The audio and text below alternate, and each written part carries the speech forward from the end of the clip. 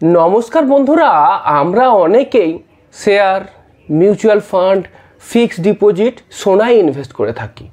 কিন্তু বিশেষজ্ঞরা বলছেন যদি আপনার ইনভেস্টমেন্ট অ্যামাউন্ট বেশি হয় তাহলে আপনার কিছুটা আন্তর্জাতিক বিনিয়োগ বা ইন্টারন্যাশনাল ইনভেস্টমেন্টেরও দরকার আছে। কারণ এই গ্লোবাল এক্সপোজার আপনার ইনভেস্টমেন্টে শুধু বৈচিত্র্যই আনবে না, আপনার পোর্টফোলিওর ঝুঁকিটা কমাবে এবং দীর্ঘমেয়াদে আপনাকে ভালো রিটার্ন দিতে সাহায্য করবে। আজকের ভিডিওতে আমরা খুব সহজ ভাষায় আলোচনা করব কেন এই আন্তর্জাতিক বিনিয়োগ বা ইন্টারন্যাশনাল ইনভেস্টমেন্ট জরুরি, এর সুবিধে কি, এর অসুবিধা কি, কিভাবে আপনি বিনিয়োগ করবেন, মানে বিনিয়োগের প্রক্রিয়া, আর এই ইনভেস্টমেন্টে কি কি রিস্ক বা ঝুঁকি আছে, সমস্তটাই আজকের এই ভিডিওতে আলোচনা করব।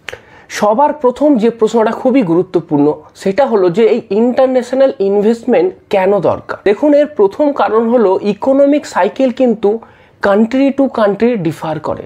ধরুন যেই সময়তে ভারতের ইকোনমিক সাইকেল ভালো সেই সময়তে হতে পারে অন্যান্য বাইরের দেশে বা ইউএসএতে ইকোনমিক সাইকেল খারাপ হতে পারে, কিংবা ধরুন ভারতের যখন ইকোনমিক সাইকেল খারাপ আছে সেই সময় অন্যান্য দেশ চায়না কিংবা আমেরিকার ইকোনমিক সাইকেল ভালো হতে পারে। এইবার যখন আপনার ইনভেস্টমেন্টের পুরোটাই একটা নির্দিষ্ট দেশে থাকছে, মনে করুন পুরোটাই ভারতে থাকছে, তাহলে ভারতের যখন ইকোনমিক সাইকেল ডাউন হবে তাহলে আপনার পুরো ইনভেস্টমেন্টটাই কিন্তু রিস্কি হয়ে যাবে। তো সেই কারণে যদি এমন হয় যে আপনার কিছুটা ইনভেস্টমেন্ট দেশের বাইরে রইল, তাহলে সেই সময় দেশের ইনভেস্টমেন্টের সিনারিওটা যদি খারাপও হয় বা সেই সময় যদি একটুখানি ইকোনমিক সাইকেল ডাউনও থাকে, তাহলে আপনার দেশের বাইরের যে ইনভেস্টমেন্ট সেইটা আপ হতে পারে, সেটা থেকে আপনাকে ভালো রিটার্ন দিতে পারে। 2 নম্বর হচ্ছে যে নতুন যেসব গ্রোথ ইঞ্জিনগুলো আসছে দেখবেন সেগুলো কিন্তু ম্যাক্সিমামটাই দেশের বাইরে। যেমন ধরুন এআই, তারপরে ইলেকট্রিক ভেহিকেলস, বায়োটেক, সেগুলো কিন্তু ম্যাক্সিমামই আমাদের দেশের বাইরে। আমাদের দেশে এগুলো হয় না, এগুলো ম্যাক্সিমাম হচ্ছে আইদার দেখবেন আমেরিকাতে অথবা চীনেতে। মোটামুটি আইটির যেসব নতুন নতুন আবিষ্কার বলতে সেইগুলো ম্যাক্সিমামই দেশের বাইরে হচ্ছে। সুতরাং সেই সমস্ত দেশের বাজারেতে, বিশেষ করে আমেরিকার বাজারেতে এবং এই আইটি কোম্পানিগুলোতে যদি আপনার ইনভেস্ট করা থাকে তাহলে কিন্তু আপনি সেখান থেকে লাভবান হতে পারবেন। 3 নম্বর যেটা, সেটা খুবই গুরুত্বপূর্ণ, সেটা হচ্ছে কারেন্সি ডাইভার্সিফিকেশন। সেটা কি জিনিস?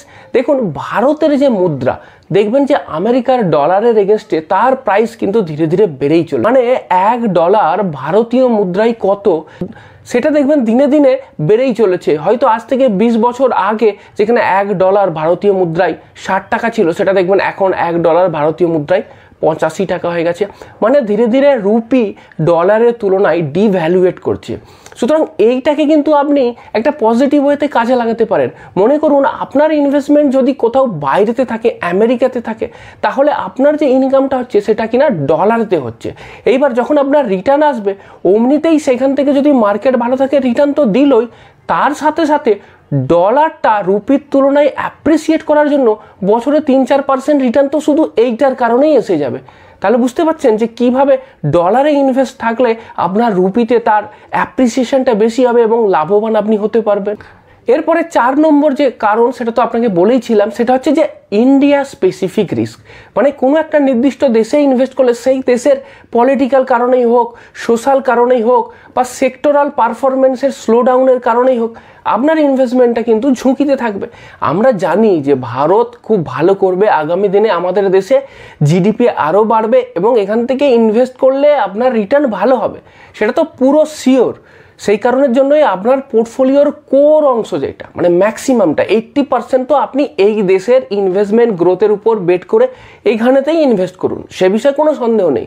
কিন্তু যদি আপনি বেশি ইনভেস্ট করতে পারেন বা আপনার যদি সামর্থ্য থাকে তাহলে 5-10% ভারতের বাইরে ইনভেস্ট করা যেতেই পারে।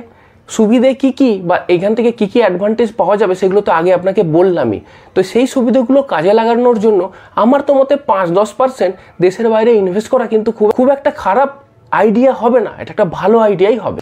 এইবার যদি আপনি আমায় প্রশ্ন করেন যে এই ইন্টারন্যাশনাল ইনভেস্টমেন্টের সুবিধেগুলো কী কী বা এখান থেকে কী কী অ্যাডভান্টেজ পাওয়া যাবে। আগে যদিও এগুলো আপনাকে বললাম, এক্সপ্লেন করলাম, তবুও পয়েন্ট ওয়াইজ আরেকবার বলে দিই। প্রথম হচ্ছে ডাইভার্সিফিকেশান। ডাইভার্সিফিকেশান মানে জানেনই যে কোনো একটা জায়গাতে ইনভেস্ট না করে বিভিন্ন জায়গাতে ইনভেস্ট করা। ডাইভার্সিফিকেশান অলরেডি আমরা করছি, আমরা মিউচুয়াল ফান্ডে ইনভেস্ট করছি, ফিক্সড রিটার্ন ইনস্ট্রুমেন্টেতে ইনভেস্ট করছি, সোনাতে ইনভেস্ট করছি, তার সাথে ইকুইটিতে যেটা ইনভেস্ট করি, ভারতের বাইরেও যদি একটু ইনভেস্ট করি, তাহলে সেটা কী হবে, আরও ডাইভার্সিফাই হয়ে গেল এবং পোর্টফোলিওর ভোলাটিলিটিটা কমে গেল। 2 নম্বর যেটা, সেটা হচ্ছে access to the global giants. Global giant company কিছু আছে, নতুন নতুন যে সমস্ত আবিষ্কার হচ্ছে ম্যাক্সিমামটাই দেখবেন এই গ্লোবাল জায়ান্টদের হাত ধরেই হচ্ছে, যেমন অ্যাপল, টেসলা, মাইক্রোসফট। এইগুলো হচ্ছে পৃথিবীর বড় বড় জায়ান্ট কোম্পানি। এই সমস্ত কোম্পানির শেয়ারে যদি আপনাকে ইনভেস্ট করতে হয়, তাহলে কিন্তু আপনাকে ইন্টারন্যাশনাল ফান্ডেতেই ইনভেস্ট করতে হয়। 3 নম্বর, higher growth potential in certain sectors. কিছু কিছু সেক্টর আছে যেই সেক্টরগুলোতে আগামী দিনে কিন্তু বিরাট বৃদ্ধির সম্ভাবনা আছে। যেমন ধরুন ইউএসের ক্ষেত্রে টেক মার্কেট, এআই, চাইনিজ মার্কেটের ক্ষেত্রে তাদের ম্যানুফ্যাকচারিং, ইউরোপিয়ান কান্ট্রির ক্ষেত্রে তাদের ফার্মা। এই সমস্ত সেক্টরগুলো কিন্তু খুব নাম করা সেক্টর, মানে এই সমস্ত সেক্টরগুলো থেকে ওই দেশগুলো থেকেই কিন্তু ভালো বৃদ্ধি বা রিটার্ন হবার সম্ভাবনা আছে। সুতরাং সেইগুলোকে তো যদি আমাকে কাজে লাগাতে হয়, তাহলে আমাকে ইন্টারন্যাশনাল ফান্ডেতে ইনভেস্ট করার কথা ভাবতে হবে। এরপর 4 নম্বর পয়েন্ট যেটা বলছিলাম, সেটা হচ্ছে কারেন্সি অ্যাডভান্টেজ। যদি আপনার ইউএস ডলার অ্যাপ্রিসিয়েট করে, তাহলে আপনার ইউএস মার্কেট থেকে যদি কোনো রিটার্ন নাও আসে, 3-4% তো শুধুমাত্র রুপি ডিভ্যালুয়েট করার জন্য বা ডলার অ্যাপ্রিসিয়েট করার জন্য আপনার রিটার্ন এসে যাবে। সুতরাং সেটাকেও কিন্তু আপনাকে নজরে রাখতে হবে। আর 5 নম্বর যেটা, সেটা হচ্ছে লং টার্ম ওয়েলথ ক্রিয়েশন। এইটা কিন্তু দেখা গেছে যে ইন্টারন্যাশনাল ফান্ড বা ইউএস ফান্ডেতেও যদি আপনি ইনভেস্ট করেন না, তাহলে মোটামুটি হিস্টোরিক্যালি এটা 12 থেকে কিন্তু 15% রিটার্ন দিয়েছে। তবে এই প্রসঙ্গে বলে রাখি যে স্টক মার্কেটের রিটার্ন সেটা কিন্তু কখনোই গ্যারান্টেড নয়। হিস্টোরিক্যালি দিয়েছে এইটা আমরা বলতে পারি, সম্ভাবনা আছে এইটা বলতে পারি, কিন্তু একদম এটা গ্যারান্টেড হবেই এই কথা কিন্তু বলা যায় না। আর এইটা ভারতীয় স্টক মার্কেটের ক্ষেত্রেও সত্য। এরপরের যে প্রশ্নটা খুব ইম্পর্টেন্ট এবং অনেকেই জানতে চান যে আমি ইন্টারন্যাশনাল মার্কেটে ইনভেস্ট করতে চাই, কিন্তু কিভাবে ইনভেস্ট করব। 4টে প্রসেস আছে, আপনাকে একে একে বলবো। প্রথমের দুটো প্রসেসের উপরেই বেশি গুরুত্ব দেবেন, কারণ শেষের দুটো একটু কমপ্লিকেটেড। প্রথম প্রসেস যেটা, সেটা হচ্ছে ইন্টারন্যাশনাল মিউচুয়াল ফান্ডেতে ইনভেস্ট করা। এই ফান্ডগুলোর নামের শেষে ফান্ড অফ ফান্ড লেখা থাকে। এই ফান্ডগুলোর ক্ষেত্রে কি হয়, এরা কিছু ইন্টারন্যাশনাল ইটিএফকে ট্র্যাক করে, মানে ইন্টারন্যাশনাল ইটিএফ যেটা আছে সেই ইটিএফটাতেই ইনভেস্ট করে। সেই কারণের জন্য এগুলোকে ফান্ড অফ ফান্ড বলা হয়, কারণ ইটিএফটা তো অলরেডি একটা নিজেই ফান্ড, এটাকে বলে এক্সচেঞ্জ ট্রেডেড ফান্ড। তো সেই ফান্ডের বা সেই ইটিএফেতে আবার এই ফান্ডটা ইনভেস্ট করছে, এই জন্য এইগুলোকে বলা হয় ফান্ড অফ ফান্ড। তো ইন্টারন্যাশনাল ফান্ড অফ ফান্ডগুলোতে ইনভেস্ট করা খুবই সহজ। ভারতে এরকম অনেক এএমসি আছে যারা ফান্ড অফ ফান্ডেতে ইনভেস্ট করার সুযোগ দেয়। আপনি যেমনভাবে মিউচুয়াল ফান্ডেতে ইনভেস্ট করেন, ঠিক তেমনভাবে সেম প্রসেসেতে এখানেতে ইনভেস্ট করতে পারবেন। পরে বলছি ডিটেলেতে কিভাবে ইনভেস্ট হয়। এরপরে 2 নম্বর একটা অপশান আছে, সেটা হচ্ছে যে ইন্ডিয়ান ইটিএফ আছে, কিন্তু সেগুলো আসলে গ্লোবাল ইন্ডিসেস যেটা আছে বা গ্লোবাল ইন্ডেক্স যেটা আছে সেটাকে ট্র্যাক করে। সুতরাং সেটাও খুব সহজ ইনভেস্ট। আপনি যদি স্টক বা শেয়ারেতে ইনভেস্ট করেন, তাহলে নিশ্চয়ই আপনার ডিম্যাট অ্যাকাউন্ট আছে। আপনার যদি ডিম্যাট অ্যাকাউন্ট থাকে, তাহলে ইন্ডিয়ান ইটিএফ যেটা কিনা ওই ইন্টারন্যাশনাল মার্কেটকে বা ইন্টারন্যাশনাল ইন্ডেক্সকে ট্র্যাক করছে, সেইটার ইটিএফটাকে কিনতে পারেন শেয়ার কেনার মতো করে। এর পরের যে দুটো অপশান বলবো সেগুলো একটুখানি কমপ্লিকেট। তো সেই অপশানগুলো কি কি, মানে নাম্বার 3তে কি আসছে, সেটা হচ্ছে direct investment in foreign stock. আপনাকে ডাইরেক্ট ফরেন স্টকেতে ইনভেস্ট করতে হবে। তার জন্য কিছু ব্রোকার প্ল্যাটফর্মও আছে, আমাদের দেশেও আছে কিছু ব্রোকার প্ল্যাটফর্ম যারা কিনা আপনাকে হেল্প করবে ইন্টারন্যাশনাল স্টকেতে ডাইরেক্ট ইনভেস্ট করার। আমি কোনোদিন এটা করিনি, সুতরাং আমি বলতে পারবো না, কিন্তু অপশান আছে, আইএনডি মানি বা এরকম কিছু আছে, আমি শুনেছি এদের সাহায্যে করা যায়। সত্যি কথা বলতে কি, আমি অতটা সাহস করে উঠতে পারিনি ডাইরেক্ট ওখানে ইনভেস্ট করার, সেই কারণের জন্য ওইখানে ইনভেস্ট হয়নি। কিন্তু হ্যাঁ, আমি প্রথম দুটো অপশান যে আছে সেই দুটো অপশানের থ্রু দিয়ে কিন্তু ইনভেস্ট করি। আর 4 নম্বর যেটা বলছিলাম যে গ্লোবাল ইটিএফ, মানে ইন্ডিয়ান ইটিএফ যেটা গ্লোবাল ইন্ডিসেসকে ট্র্যাক করছে সেটা নয়, এটা ডাইরেক্ট গ্লোবাল ইটিএফ। সেটাকেও আপনি ইনভেস্ট করতে পারেন ডাইরেক্ট, যেমন করে শেয়ারেতে ইনভেস্ট করলেন। সেক্ষেত্রেও কিন্তু আপনার ওই ব্রোকার প্ল্যাটফর্মটা লাগবে যেটা কিনা ইন্টারন্যাশনাল মার্কেটেতে ডাইরেক্ট ইনভেস্ট করা যায়। সুতরাং অপশান 3 আর অপশান 4টা একটু ডিফিকাল্ট, কিন্তু অপশান 1 আর অপশান 2টা কিন্তু খুব সহজেই করা যায়। এইবার আপনাকে বলি যে অপশান 1 যেটা, সেটাকে একটু ডিটেলসে বলে দিই। মনে করুন আপনি ইন্টারন্যাশনাল মিউচুয়াল ফান্ড বা ফান্ড অফ ফান্ডেতে ইনভেস্ট করতে চান, তাহলে কিভাবে করবেন? তাহলে প্রথমে দেখতে হবে যে ইন্ডিয়ান এএমসি যেগুলো আছে, অ্যাসেট ম্যানেজমেন্ট যে কোম্পানি আছে, তারা এরকম ওভারসিজ ফান্ডেতে ইনভেস্ট করার সুযোগ দেয় কিনা। অবশ্যই দেয়। এক্সাম্পল হিসাবে আপনাকে বলছি, Motilal Oswal Nasdaq 100 fund of fund. তো এক্ষেত্রে কি হচ্ছে, ন্যাসড্যাক 100-এতে যদি আপনি ইনভেস্ট করতে চান না ইন্ডিয়ান ওয়েতে, মানে ভারতীয় এএমসির থ্রু দিয়ে যদি এই জায়গাতে ইনভেস্ট করতে চান, তাহলে খুব সহজ অপশন হচ্ছে Motilal Oswal Nasdaq 100 fund of ফান্ডেতে ইনভেস্ট করুন, লামসামি করুন, এসআইপি করুন, এটা দিয়ে স্টার্ট করতে পারেন। অথবা আপনাকে আমি আরেকটা এক্সাম্পল দিতে পারি, Franklin India feeder US opportunities fund of fund, এটাও কিন্তু ওই ফান্ড অফ ফান্ডে। তো এইগুলো কিন্তু আপনি যেমনভাবে মিউচুয়াল ফান্ডেতে ইনভেস্ট করেন, সেটা আপনি ওই বিভিন্ন ধরনের অনলাইন প্ল্যাটফর্ম আছে না বিভিন্ন মিউচুয়াল ফান্ডে ইনভেস্ট করার মতো, সেগুলো থ্রু দিয়ে খুব সহজেতেই ইনভেস্ট করতে পারবেন। একদম নর্মাল মিউচুয়াল ফান্ডে যেভাবে ইনভেস্ট হয় সেভাবেই এখানে ইনভেস্ট হবে। আর একটা 2 নম্বর অপশন যেটা বলছিলাম, যে কিছু ইন্ডিয়ান ইটিএফ আছে যেটা কিনা ওই ইন্টারন্যাশনাল ইন্ডেক্সকে ট্র্যাক করে, তো সেটাতেও আপনি ইনভেস্ট করতে পারেন।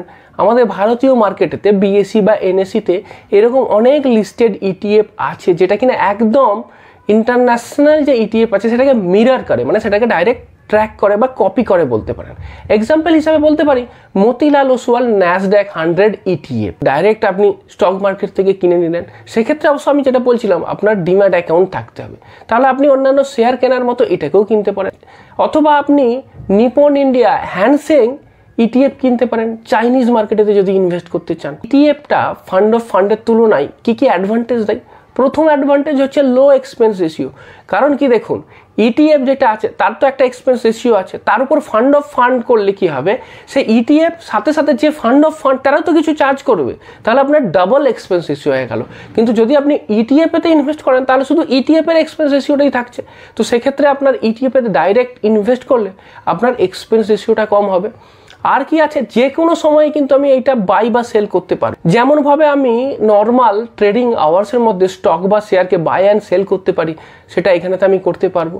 আবার এর ডিসঅ্যাডভান্টেজও আছে। ডিসঅ্যাডভান্টেজ কি? প্রথম কথা, এর জন্য আপনাকে শেয়ার মার্কেটের মতো করে ইনভেস্ট করতে হবে, আপনার ডিম্যাট অ্যাকাউন্ট লাগবে, সেটা একটা সমস্যা। এখানেতে এসআইপি করতে পারবেন না। কিন্তু মিউচুয়াল ফান্ড হলে কি হবে, আপনি এসআইপির মতো করে করতে পারবেন, প্রতি মাসে মাসে একটা নির্দিষ্ট দিনে টাকা কেটে নেবে।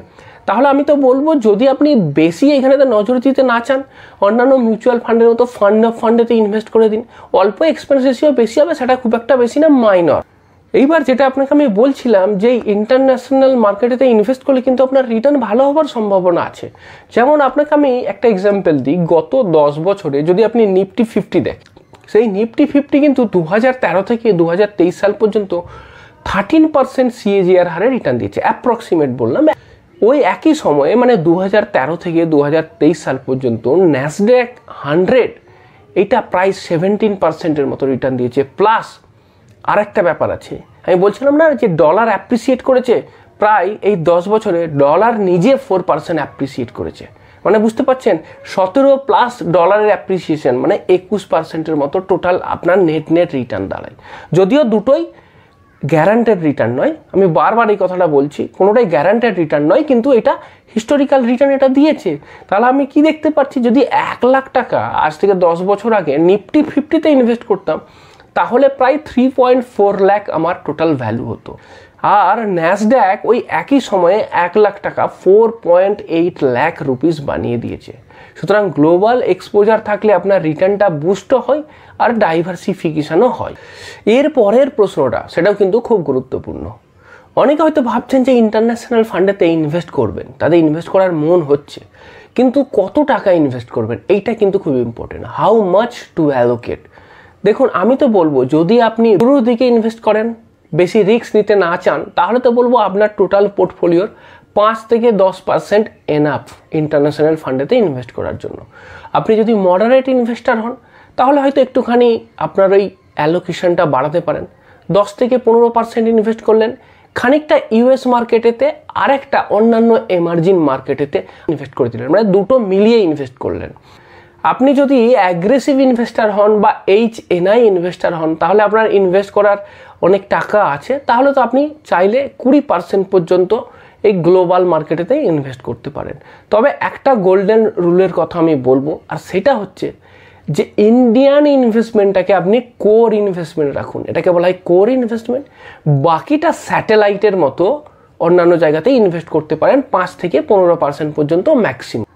এরপরে যেটা আসবো সেটাও কিন্তু খুব গুরুত্বপূর্ণ। যে কোনো ইনভেস্টমেন্টে লাভ হবে, ভালো ভালো কথাও শুনবো, সেইগুলো তো জানবোই, কিন্তু তার সাথে সাথে রিস্ক কী আছে সেইটা জানাও কিন্তু খুব জরুরি। শুধু এক পেশে কী লাভ আছে, কী ভালো কথা আছে সেইগুলো জেনে নিলে কিন্তু চলবে না। রিস্ক কী আছে? প্রথম কথা হচ্ছে কারেন্সি রিস্ক। দেখুন, INR এর যদি স্ট্রেংথ কমে যায়, ডলারের স্ট্রেংথ যদি বেড়ে যায়, তাহলে আপনার লাভ। কিন্তু উল্টোটাও তো হতে পারে, INR যদি বেশি স্ট্রেংথি হয়ে যায়, ডলার যদি আপনার উইক হয়ে যায়, তাহলে কিন্তু আপনার যে রিটার্নটা, যেটা কিনা ডলারে আসছে, যখন ইন্ডিয়ান মানিতে কনভার্ট করবেন তখন তো আপনার রিটার্ন কমে যাবে।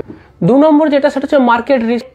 দেখুন, আমি কি বললাম যে ইউএস মার্কেট যদি ভালো করে বা চায়নার মার্কেট যদি ভালো করে, সেই সময় যদি ইন্ডিয়ান মার্কেট খারাপ করে, তবেই আপনার এই ইউএস মার্কেট থেকে বা চায়নার মার্কেট থেকে লাভ।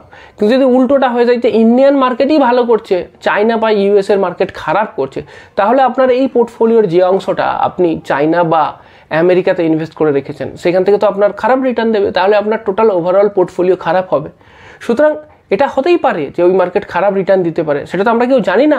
তবে আমরা ডাইভার্সিফাই এই জন্যই করি যে দুটো মার্কেটেতে ইনভেস্ট করে রাখলাম, এইটা ভালো হলে এইখান থেকে লাভ, এইটা ভালো হলে এইখান থেকে লাভ, মানে দুদিকেতেই আমার ইনভেস্ট করা রইল, যাতে আমার একটা জায়গাতে ইনভেস্টমেন্টের রিস্ক না থাকে। এটা হচ্ছে তারই উদ্দেশ্য। এরপরে হচ্ছে লিকুইডিটি রিস্ক হতে পারে। কিছু ETF আমি ইনভেস্ট করলাম বা ফান্ড অফ ফান্ডেতে ইনভেস্ট করলাম, যেটা লো লিকুইডিটি হতে পারে, তো এইগুলো রিস্ক হতে পারে। এরপরে যে প্রশ্নটা, সেটাও খুব গুরুত্বপূর্ণ, আর সেটা হচ্ছে যে আমি এই ফান্ড অফ ফান্ডেতে ইনভেস্ট করতে চাই, মিউচুয়াল ফান্ডে SIP করার মতন আমি এই ফান্ড অফ ফান্ডেতে ইনভেস্ট করতে চাই।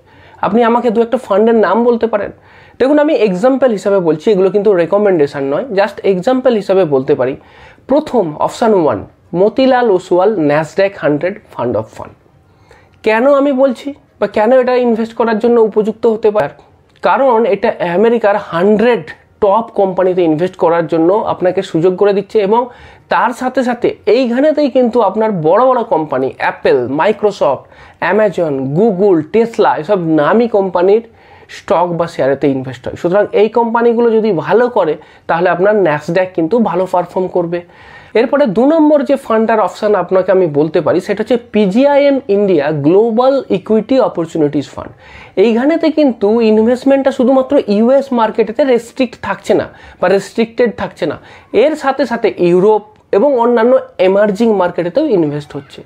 এই ক্ষেত্রে তার মানে কি বলতে পারি যে আমি ট্রু গ্লোবাল ডাইভার্সিফিকেশনটা হচ্ছে, মানে শুধুমাত্র যে ন্যাসড্যাকের আন্ডারেতে যে টেক কোম্পানিগুলো আছে সেইগুলোই শুধু না, বাকি অন্যান্য এমার্জিং মার্কেটে যে সমস্ত কোম্পানিগুলো আছে সেইগুলোতেও এখানে ইনভেস্ট করছে। সুতরাং এক্ষেত্রে কী হচ্ছে, এক্ষেত্রে আমার আরও বেশি ডাইভার্সিফিকেশান হচ্ছে। সুতরাং এক্ষেত্রে এটা বলা যেতে পারে, যদি আপনি একটা ফান্ডে ইনভেস্ট করতে চান, তাহলে আপনি ওই ন্যাসড্যাক ফান্ডটা নিয়ে নিন। যদি আপনি দুটো ফান্ডে ইনভেস্ট করেন, তাহলে ন্যাসড্যাক সাথে সাথে PGIM ইন্ডিয়া গ্লোবাল ফান্ড, এই দুটো একসাথে মিলিয়ে দিলে কী হবে, আপনার আরও বড় ডাইভার্সিফিকেশান হয়ে গেল। এইবার এই ভিডিওটা দেখার পর যদি আপনার মনে হয় যে আপনি নতুন কিছু শিখতে পারলেন বা জানতে পারলেন, তাহলে আপনি এই ভিডিওটাতে একটা লাইক করে দিতে পারেন, কারণ আপনারা লাইক পেতে কার না ভালো লাগে। তাহলে আপনি একটা লাইক করে দিন এবং আমার চ্যানেলটাতেও সাবস্ক্রাইব করে দিতে পারেন।